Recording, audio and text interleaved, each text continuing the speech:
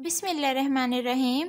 अस्सलामुअलैकुम स्टूडेंट्स। तो I hope you will be fine with the great blessings of अल्लाह और आप हमेशा अल्लाह ताला आपको अपने हिफ्ज़ व मान में रखे। तो चलें इस वीडियो में, जैसा कि मैंने कहा था कि नेक्स्ट वीडियो में हम अपने नेक्स्ट इसका केस करेंगे, मतलब नेक्स्ट केस का इसका क्वेश्चन करेंगे हम इस वीडियो में। तो चलें स्टार्ट करते हैं। बिस्मिल्लाहिर्रहमानिर्रहीम। हमारे पास होती है ना LPP, मतलब लीनियर प्रोग्रामिंग प्रॉब्लम, उनको सॉल्व करने के मेथड्स हम सीख रहे हैं, जिसमें फर्स्ट मेथड है ग्राफिकल मेथड। और देखें ग्राफिकल मेथड के भी आगे से कुछ केसेस हैं। ठीक है, ग्राफिकल मेथड का हम यूनिक सोल्यूशन निकालते हैं, and infinite number of solution इसका फाइंड आउट करते हैं, एंड अनबाउंडेड सोल्यूशन निकलता है और नो सोल्यूशन। तो देखें पिछली वीडियो में हम यूनिक सोल्यूशन निकालना सीख चुके हैं, तो इस वीडियो में हम an infinite number of solution निकालेंगे। किसका? ग्राफिकल मेथड का।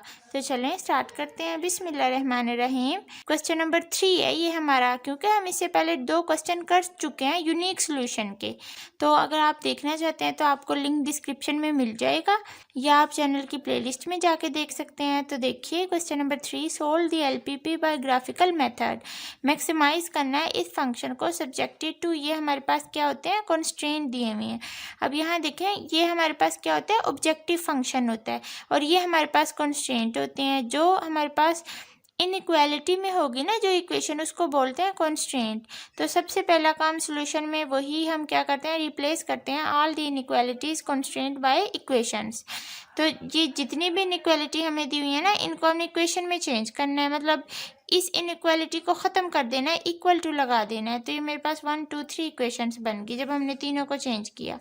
उसके बाद देखें नेक्स्ट काम जो हमने करना होता है वो क्या होता है? x1 को 0 रखते हैं तो x2 की वैल्यू निकलती है, मतलब x2 का कोई ना कोई आंसर आता है, उधर से एक पॉइंट निकलता है। फिर x2 को 0 रखते हैं तो x1 का जो है वो आंसर आता है। तो यहाँ देखें ये जो फर्स्ट इक्वेशन है इसको इसी तरह फिर हम सेकंड इक्वेशन में, इसी तरह थर्ड इक्वेशन में x1 x2 को बारी बारी 0 रख के ना, तो इधर से 2 2 पॉइंट्स निकलेंगे। तो देखें नेक्स्ट पेज पे, now to find all the points we put x1 and x2 equal to 0 1 by 1 in all the 3 equations. तो put x1 is equal to 0। मैं इसको थोड़ा सा इस तरह कर लेती हूँ। तो यहाँ देखें x1 इक्वल टू 0, तो जब यहाँ 0 रखा तो हमारे पास 2x2 इक्वल टू कितना आया? 1000 आया। ठीक है, और यहाँ से मेरे पास x2 क्या निकलेगा? 500 निकलेगा। और उसके बाद देखें अब जब पॉइंट यहाँ से मैं इसको ये कह देती हूँ, तो x1 जिस पे 0 है और x2 क्या निकला है? 500 निकला है। इसी तरह जो दूसरा पॉइंट है मैं इधर इसके साथ इस साइड पे निकाल लेती हूँ। ठीक है, दूसरा देखें इसी जो इक्वेशन 1 में अब हम क्या करेंगे? x2 को 0 पुट करेंगे। तो जब इसमें पुट करूंगी मैं, तो जब मैं x2 को 0 पुट करूंगी तो मेरे पास 5x1 इक्वल टू क्या आ जाएगा? 1000 आ जाएगा। तो यहाँ से मेरे पास x1 की वैल्यू क्या आ गई? 200 आ गई। तो अब यहाँ से मेरे पास इसको b पॉइंट कह दें, b का नाम दे दें, x1 क्या है? 200 और x2 क्या है? 0। तो ये मेरे पास 2 पॉइंट्स आ गए। इसी तरह सेम देखें अब हम इक्वेशन 2 और इक्वेशन 3 के लिए मैं ये इसी तरह से 2 2 पॉइंट्स फाइंड आउट कर लेती हूँ। इक्वेशन 2 में जब मैंने x1 को 0 रखा तो x2 आ गया 450 आ गया। तो यहाँ से a b इसको c पॉइंट का नाम दे दें, x1 0 है और x2 450 है, तो एक मेरे पास ये पॉइंट आ गया। इसी तरह अब इधर ही मैं इस इक्वेशन में पुट कर देती हूँ। इस बार क्या पुट करूँगी? x2 को 0 पुट करूँगी इसके अंदर। तो इस बार क्या आ जाएगा? 3x1 is equal to 900। तो x1 इक्वल टू क्या आ जाएगा? 300 आ जाएगा। तो यहाँ से d पॉइंट आ गया हमारे पास 300 कॉमा क्या आ गया? 0 आ गया।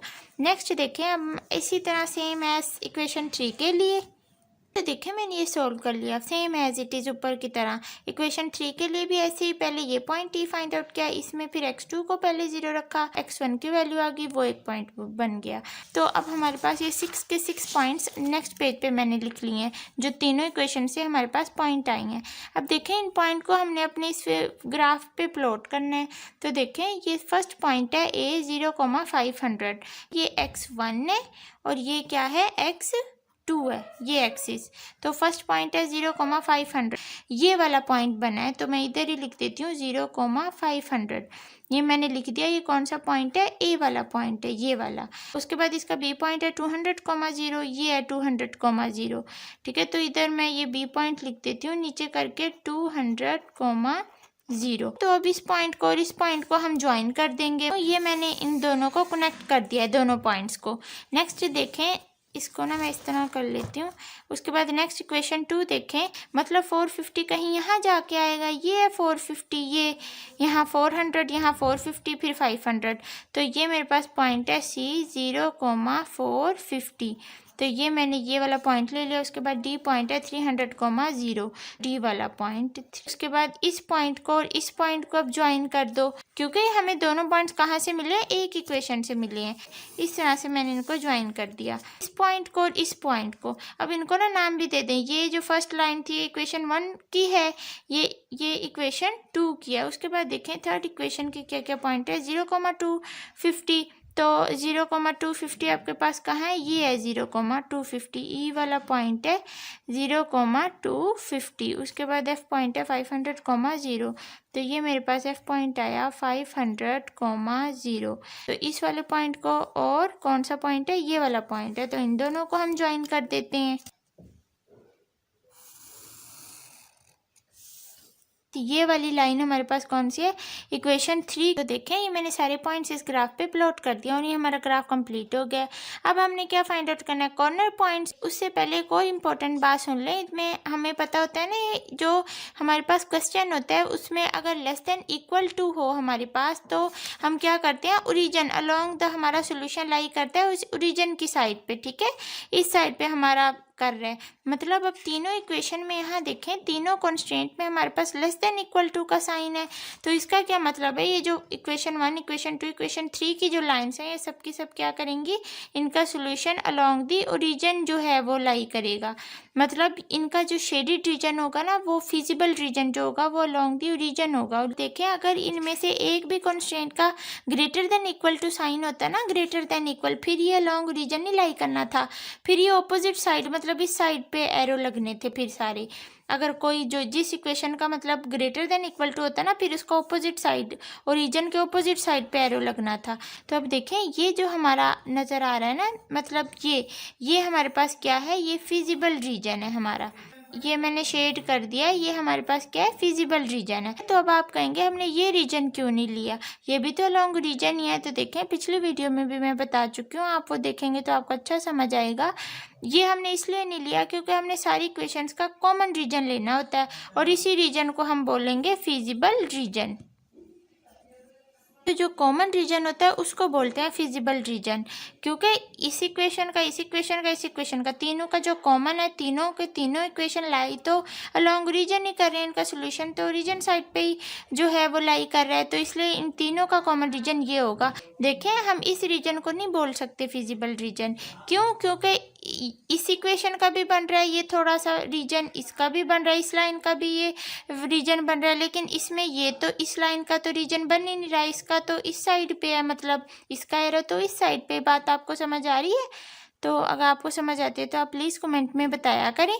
ठीक है, तो ये बात होगी। उसके बाद देखें अब हमने कॉर्नर पॉइंट्स फाइंड आउट करने हैं। जो हमारे पास फिजिबल रीजन आता है ना, जिस तरह ये हमारे पास आया है, तो इसके जो पॉइंट्स होंगे ना जितने भी, उनको हम कॉर्नर पॉइंट्स बोलते हैं। तो एक पॉइंट रीजन है 0,0, एक बी आ गया हमारे पास 200,0। अब एक ये वाला पॉइंट भी तो आ रहा है, इसको किस तरह फाइंड आउट करें। और एक ये वाला पॉइंट है ई 0,250। तो कितने पॉइंट्स हैं, 4 पॉइंट्स हैं, जिनमें से 3 तो हमें पता है, लेकिन इस वाले पॉइंट का तो हमें नहीं पता। तो इसको अब कोई नाम दे देते हैं, एफ तक हम पहुंचे थे, इसको अब जी नाम दे दें। अब देखें इस पॉइंट को कौन कौन सी 2 लाइनें इंटरसेक्ट कर रही हैं, यहाँ देख लें। अब ये जो, इसलिए मैंने आपके आसानी के लिए 1 2 3 नंबरिंग देती हूँ। देखें ये इक्वेशन 1 से जो 2 पॉइंट्स आए थे और इक्वेशन 3 से जो 2 पॉइंट, इन दोनों इक्वेशन 1 और इक्वेशन 3 से हमें ये पॉइंट ऑफ इंटरसेक्शन मिल रहा है। इन दोनों इक्वेशन से हम ये जी पॉइंट फाइंड आउट करेंगे। तो किस तरह फाइंड आउट करेंगे, जिस तरह हम किसी भी तरह आप इनको सॉल्व कर लें, साइमल्टेनियसली आपने सॉल्व करना है। तो इनको मैं सब्ट्रैक्ट कर रही हूँ, तो ये सब्ट्रैक्ट किया तो 2x2 कैंसिल हो गया, यहाँ से क्या आ गया 4x। तो यहाँ से देखिए मैंने सॉल्व कर लिया, ये कैंसिल हो गया, क्या यहाँ 5 - 1 क्या 4x1 = 500। तो यहाँ से x1 इक्वल टू, इसको सॉल्व किया तो x1 क्या आया 125 आया। अब x1 की इस वैल्यू को इस इक्वेशन 1 या 3 में किसी में भी पुट कर दे, तो मैं इस इक्वेशन 3 में पुट कर रही हूँ। x1 की जगह पे हम करेंगे 125 प्लस क्या है 2x2 इक्वल टू क्या है 500 है। तो यहाँ से जो 2x2 इक्वल टू 500 माइनस 125 आ जाएगा। तो यहाँ से 2x2 375 के इक्वल आ जाएगा। तो नेक्स्ट स्टेप में जब x2 is equal to 375 divide करेंगे 2, तो ये हमारे पास 187 आ जाएगा। तो ये हमारे पास पॉइंट बना है, कौन सा, ये वाला पॉइंट। ये तो ये अब 4 हमने कॉर्नर पॉइंट्स फाइंड आउट कर लिए। तो देखें जो हमारे ये 4 कॉर्नर पॉइंट्स निकले थे वो मैंने यहाँ कॉर्नर पॉइंट्स लिख लिए, और ऑब्जेक्टिव फंक्शन जो हमारा क्वेश्चन था वो मैंने यहाँ लिख दिया। और देखें ये सारे पॉइंट्स हमने मैक्सिमाइज फंक्शन इस ऑब्जेक्टिव फंक्शन में पुट करने हैं। तो जब 0,0 पुट किया x1 x2 की जगह पे, तो ये z क्या आ गया, 0 आ गया। इसी तरह जब 200 0 पुट करेंगे इसमें तो 20,000 आ जाएगा। फिर 125 और 187 को इधर x1 x2 की जगह पुट करेंगे ना तो भी 20,000 आएगा। देखें यहाँ ना ये एग्जैक्ट इसका आंसर ना 187.5 है। इधर ये जो एग्जैक्ट आंसर आता है यहाँ भी 187.5 है, ठीक है। तो अब जब 187.5 को यहाँ x2 की जगह पे रखेंगे, उसको 40 से मल्टीप्लाई करेंगे तो आपके पास 7500 आएगा। तो 7500 को प्लस 100 मल्टीप्लाई करवा के 125, ठीक है, 100 मल्टीप्लाई 125 प्लस फिर 7500 करेंगे तो भी आपके पास 20,000 आएगा। और जब आप इस पॉइंट को पुट करेंगे इधर पास z इज इक्वल टू 10,000 आ जाएगा। आप देखें इसमें आप देख रहे हैं 2 पॉइंट पे मैक्सिमम आया है, और अगर ऑब्जेक्टिव फंक्शन 2 पॉइंट्स पे मैक्सिमम आए तो हम कहते हैं कि इस लाइन से और इस लाइन से ज़रूरी नहीं है ये पॉइंट से ही हमारे पास 20,000 मिल रहा है। अब आप बी और जी के दरमियान इनफाइनाइट नंबर ऑफ पॉइंट है, मतलब ढेरों नंबर ऑफ पॉइंट्स आपको मिलेंगे, ठीक है। इसके दरमियान आप कोई भी पॉइंट चूज़ कर लें, उस पॉइंट को फिर आप ऑब्जेक्टिव फंक्शन में पुट करेंगे ना तो आपके पास आंसर जो है वो 20,000 ही आएगा। इतना ही आएगा आपके पास, मैक्सिमम इतना ही आएगा। तो इसका क्या मतलब है, बी और जी पॉइंट ही नहीं बल्कि इनके दरमियान अगर हम कोई भी पॉइंट पुट करें तो उन सब पे हमारे पास यही आंसर आएगा। तो इसका क्या मतलब है, इनके दरमियान इनफाइनाइट नंबर ऑफ पॉइंट्स हैं। तो ये जो क्वेश्चन है ना हमें क्या दे रहा है, इनफाइनाइट नंबर ऑफ पॉइंट्स दे रहा है, जो हमें क्या दे रहे हैं, मैक्सिमम वैल्यू दे रहे हैं। तो यहाँ मैं लिख देती हूँ ये सारा। तो देखें मैंने सारा लिख दिया है कि maximum value of z occur है 2 पॉइंट b एंड g, कि जो मैक्सिमम वैल्यू है z की वो b और g पॉइंट पे अक्कर करी है। इसके अलावा इनके दरमियान जितने भी हमारे पास इनफिनाइट नंबर आ रहे हैं ना उसमें से कोई भी पॉइंट चूज़ करें और उसको आप ऑब्जेक्टिव फंक्शन की जगह पुट करें तो आपके पास क्या आएगा, ये 20,000 ही आएगा। Since the line joining infinite number of points है on the line joining B and G, ठीक है, बी से जी तक हमारे पास ढेर सारे पॉइंट हैं, दस infinite number of optimal solution.